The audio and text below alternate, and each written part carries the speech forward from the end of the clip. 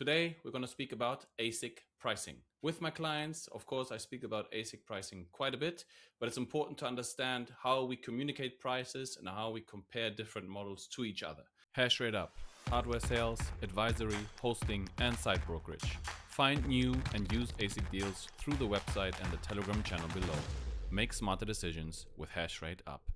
So I've prepared a little spreadsheet here just to explain this concept. We have different ASICs on here. We have their prices, right? And with those two data points, it's very difficult to now compare the units and what actually is more expensive versus not, because we don't know, we don't have any specific unit to work with, right? There was a bit of confusion in one of my last videos where I flippantly said, hey, the S21 only costs $7. What I meant by that was $7 per terahash. So the unit actually at 200 terahash costs $1,400. So what we want to do is include the terahash into our pricing, the amount of compute that we are buying with the total purchasing price, right? And what that gives us is if we divide the total purchasing price by the terahash, by the amount of compute that the unit produces, then we have a specific unit, which is our dollars per terahash, right?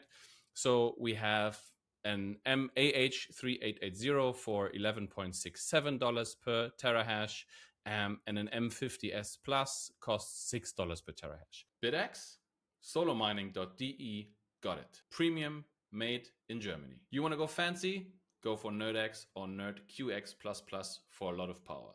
Worldwide shipping. Check out solomining.de today. So with this metric, we can now kind of compare units on a per terahash basis and get a better idea for what's actually cheaper versus not. A further concept that Luxor first introduced to me and that they used, which I found very smart, was to take into account the efficiency of the unit as well. Because of course you can sort of figure out, okay, I'm comparing two of the latest models, what's actually cheaper. It's not going to be much different because the efficiency is likely the same. But it does make sense to look at the efficiency as well. And it's easy enough to do, so might as well, right? After all, the efficiency is arguably the most important when it comes to buying the ASIC. So we look at the power draw, we look at the efficiency of the unit. And so if we now divide this price per terahash, dollars per terahash over here, and divide it with the efficiency of the machine, we get a unit that takes into account that price per terahash as well.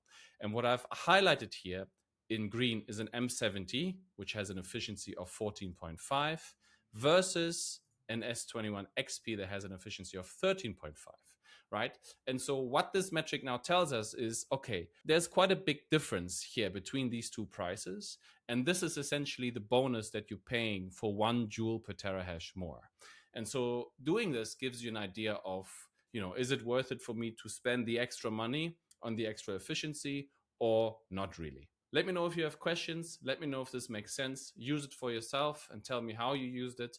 Leave a like and a subscription. It helps me explain to my sponsors that this is valued content. And so I appreciate it very much. Have a great day. Let me know what you think. Bye.